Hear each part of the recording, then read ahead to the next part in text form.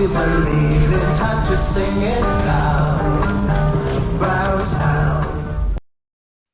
down. Good evening. My name is Steve Henn, and to the left of me or to the right of me, no, I never turn left. It's Av.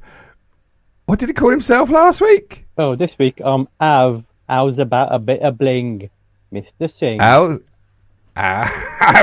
about a bit of bling, Mr. Singh?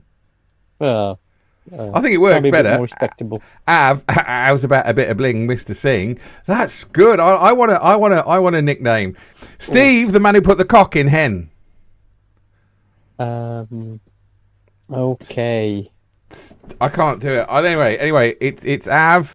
How about a bit of bling, Mr. Singh? Zup, bro. How about a bit of bling, Mr. Singh? What's going on in your life? I've been bored shitless this week. Have you really? So you've not changed your job or anything this week? No one's come in and given you a reshuffle? Oh, I like the way you've done that, Steve. Thank you very much. I tend to shuffle myself every so often, but not a reshuffle. That's a married man for you, ladies and gentlemen. A married man admitting it now, live on air. That's it. I like to have an educational secretary every now and again. He's gone. Fucking hell, we'll have to do that again.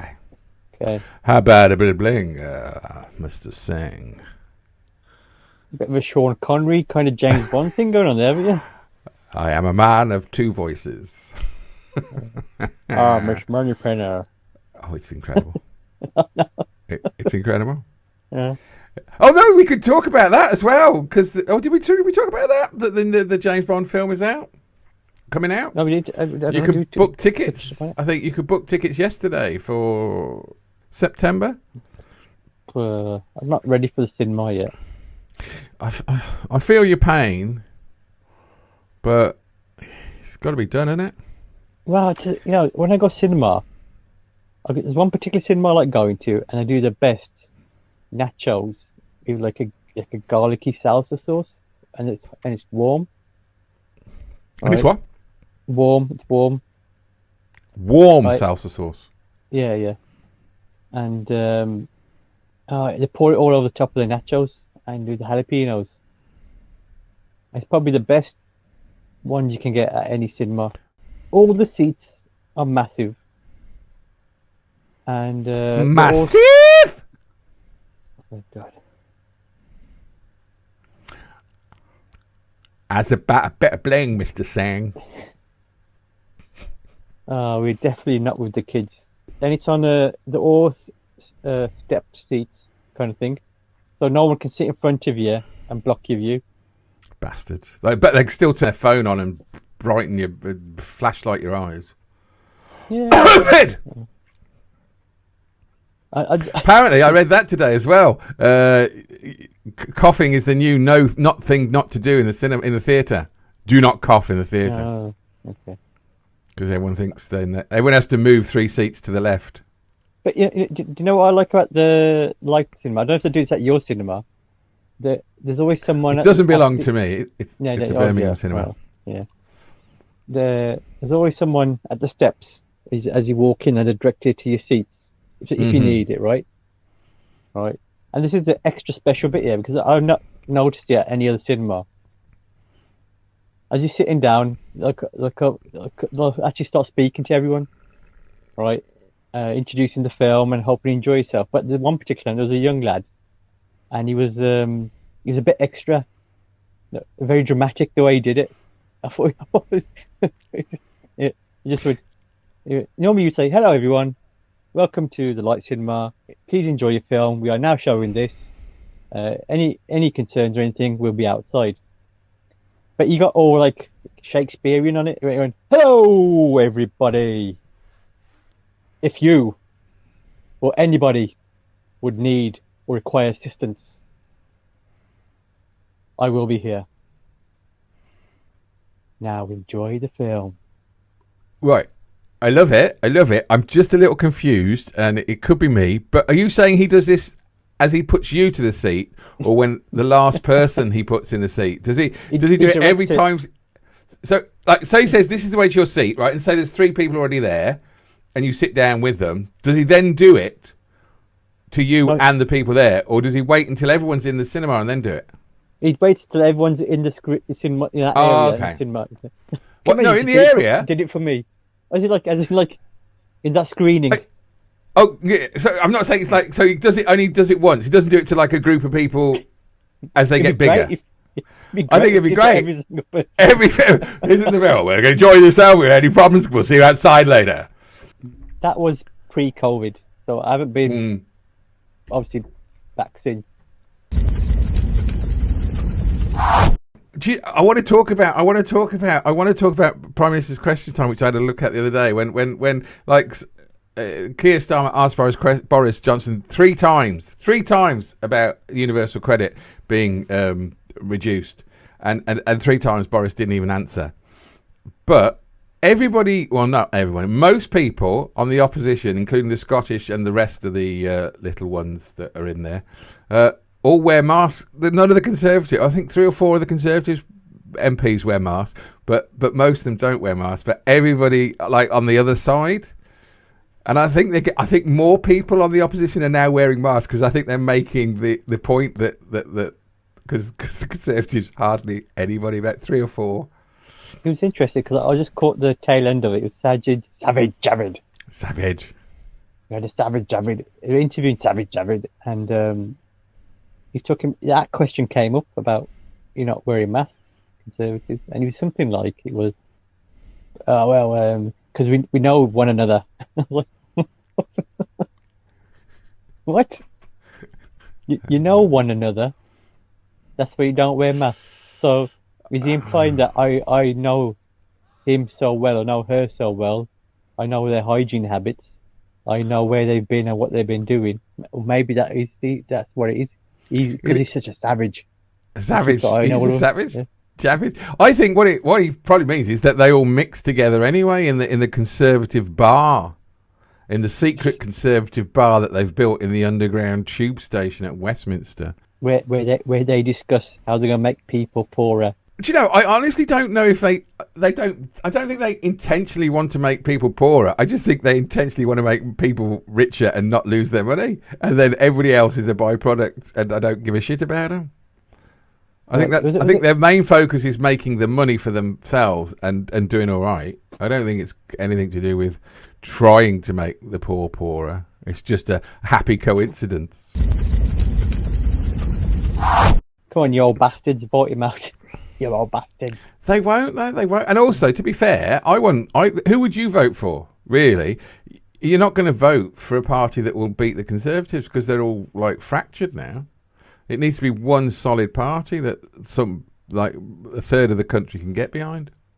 I'll be honest with you. There's no parties which I look at that appeal to me.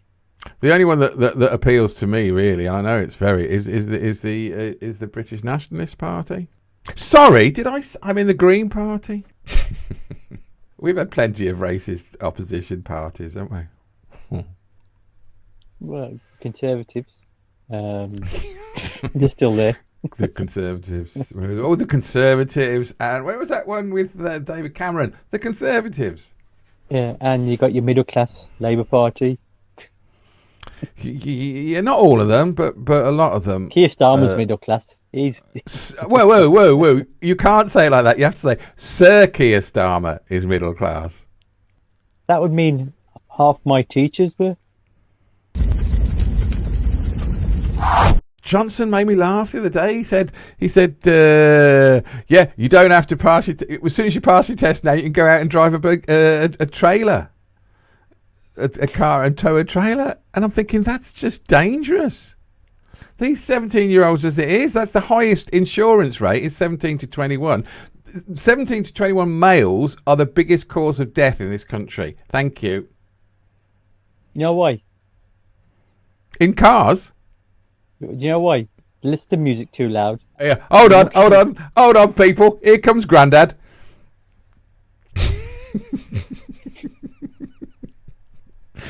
Kids today listening to their music too loud. I know. Go on. I listen. I love it when I'm on my last drop. I certainly pump up the volume.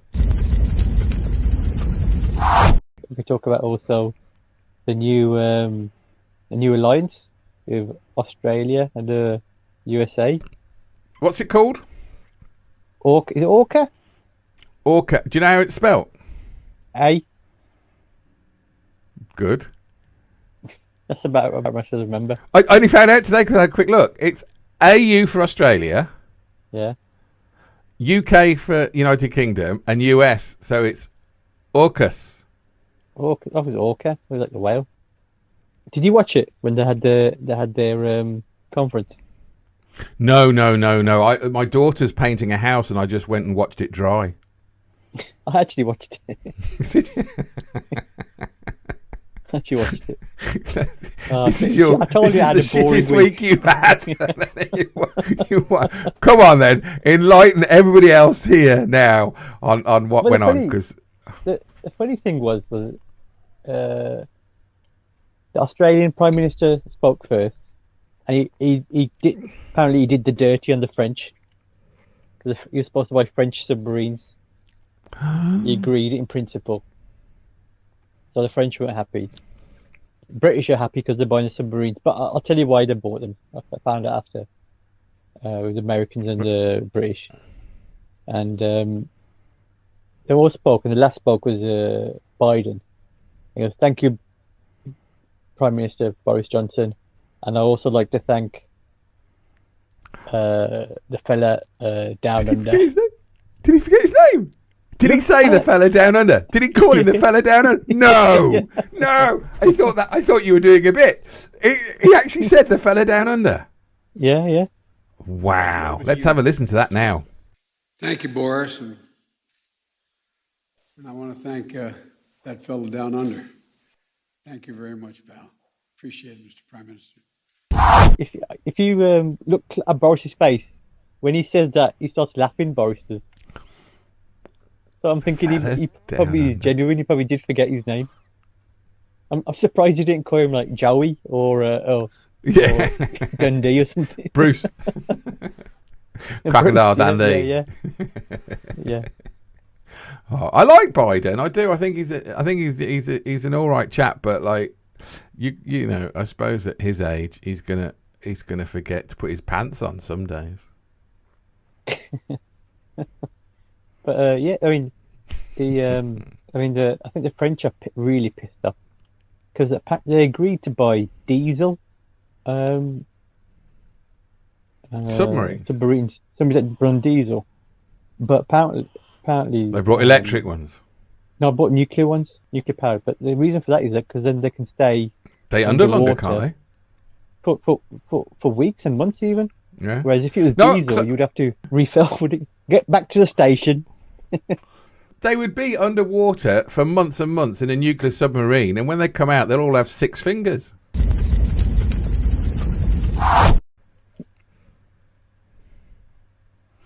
But it makes sense. I mean, why would you? I mean, you can argue that they went green, didn't they? Oh, you imagine the emissions on that, eh? Imagine all the fish getting asthma with that. Yeah. No, diesel particulate filters. Yeah. Remember that? Actually, we could have a little quick segue here because I saw this news story today, but I've only got the headline. I'll read the headline and see what you think, okay? Doctors say we should not sleep naked because of flatulent spraying.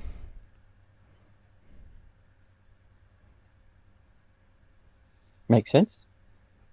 Well, yes and no, because then this doctor says that the average human being farts between 10 and 25 times a day.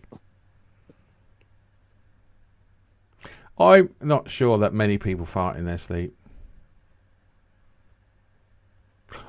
or if they do, they're very, very silent. Because I do think, and I'm going to be a man here rather than I'm going to be a man who plays rugby here.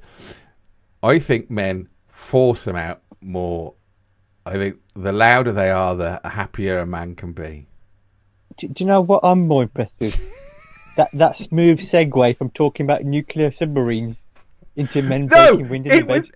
It was the diesel particulates coming out. That's what. If you put underpants on submarines, then the fish should be able to swim happily. You know something? We should be on BBC News, shouldn't we?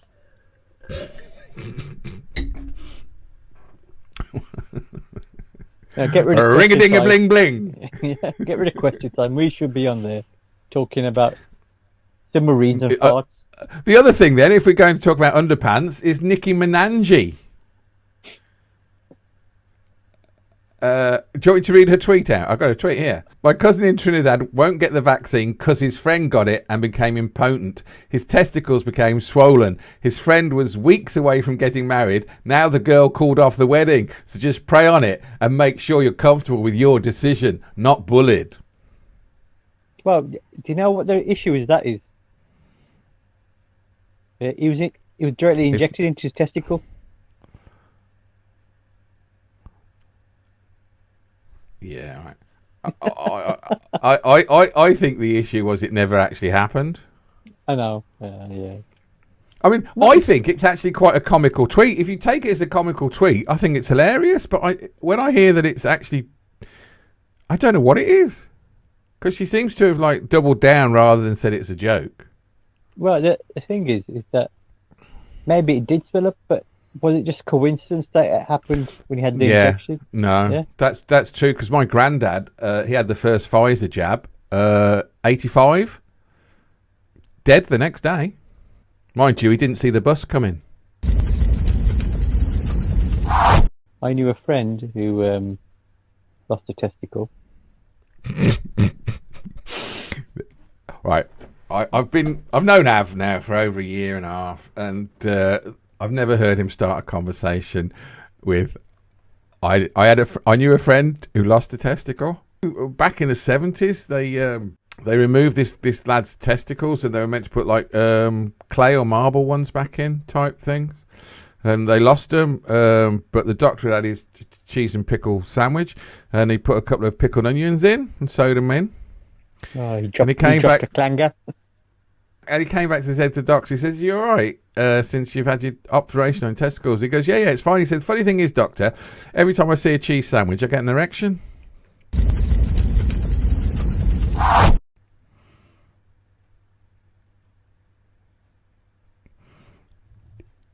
You're listening to Talking to Our Souls. You love my jokes. They're not even my jokes. These are jokes from some musical back in 1942. Well, I was just thinking we were very political, and then all of a sudden it's gone down. Yeah, gone down to my level. It's because I'm tired. No.